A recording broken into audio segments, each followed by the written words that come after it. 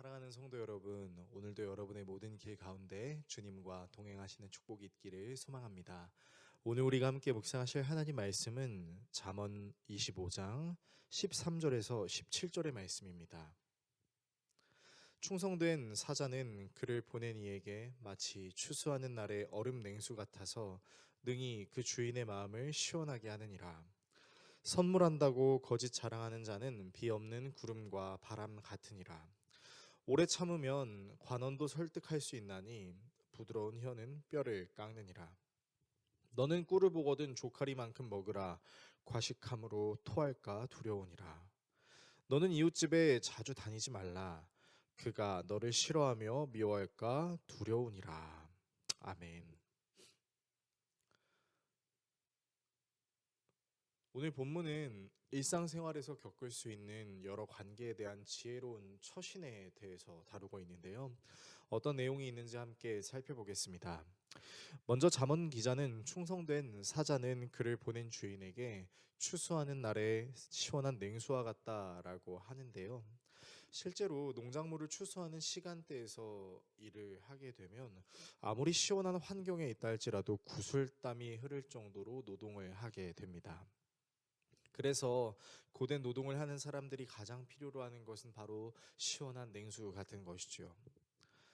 즉 잠언 기자는 충성된 사자는 주인에게 가장 필요로 하는 존재이자 더할 나위 없이 만족할 수 있는 존재임을 말하고 있는 것입니다.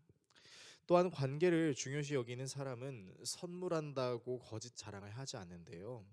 이 말은 쉽게 말해서 약속을 해놓고 지키지 않는 것을 의미하는 것입니다.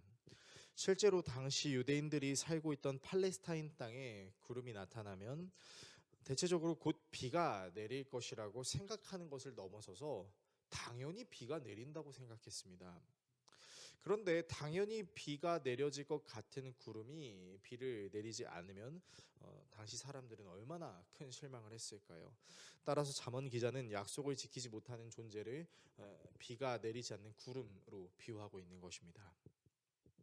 잠언 기자는 분노를 오래 참는 것은 일종의 힘을 가지고 있음을 설명하는데요. 오래 참는 것의 힘은 관원이 자신의 말을 들어주게 되는 것으로, 그리고 부드러운 혀는 뼈도 녹일 수 있다라고 말합니다. 억울함을 이기는 것은 자신의 죄 없음을 호소하는 것이 될 수도 있지만, 또 다른 한편으로는 침착한 상태를 유지하는 것이고, 부드러운 혀, 즉 상냥하고 친절한 상태는 아무리 단단한 철도 쉽게 무너뜨릴 수 없는 뼈의 밀도조차 녹일 수 있다라고 말하는 것이죠. 즉 관계에 있어서 상대방을 납득시키는 것은 강한 무력이나 뾰족한 말, 쉴 새 없이 자기 주장을 하는 것이 아니란 말입니다. 자문 기자는 꿀을 발견하면 적당히 먹으라라고 이야기하는데요. 지금이야 꿀은 매우 흔하지만 당시 이스라엘의 꿀은 매우 진귀한 재료였습니다. 그러나 좋은 음식도 지나치게 먹으면 몸이 상할 수 있으므로 우리가 절제를 해야 할 것을, 이웃집 상대가 아무리 나에게 친절하게 대해줘도 이웃의 친절을 내 유익을 위한 도구로 당연하게 여기지 말 것을 말하므로 오늘 본문은 마무리됩니다. 오늘의 말씀을 우리의 삶에 어떻게 적용해야 할까요? 우리가 살고 있는 이 사회에서 우리에게 가장 에너지가 많이 필요하고 가장 힘들 수 있는 일이 있다면 그것은 바로 인간관계라고 할 수 있겠습니다.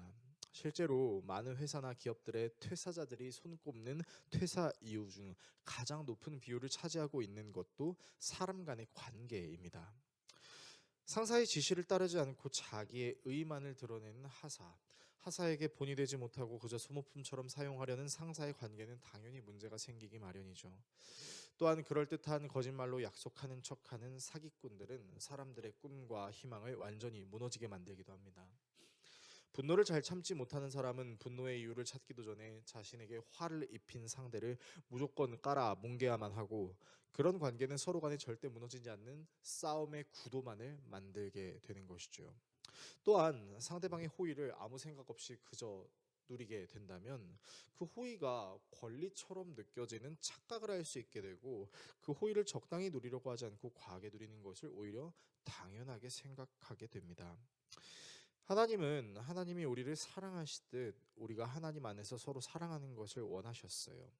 우리는 하나님의 피조물임에도 불구하고 하나님은 우리를 존귀하게 여기셨습니다.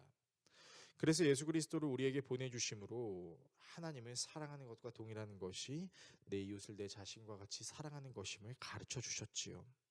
하나님도 역시 사람과 사람과의 관계의 문제를 절대 소홀히 하지 말라는 것을 예수님을 통해 우리에게 가르쳐 주시는 것입니다.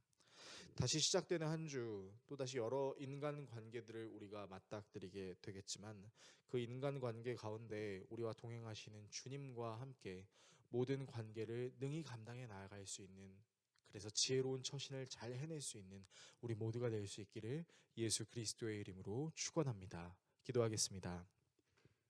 우리를 사랑하시는 하나님, 관계의 문제에 있어서 주님께서 주시는 지혜로 말미암아 합당한 처신, 아름다운 처신으로 모든 관계를 잘 이루며 나아가는 우리들의 삶이 되게 하여 주십시오. 예수 그리스도의 이름으로 기도합니다.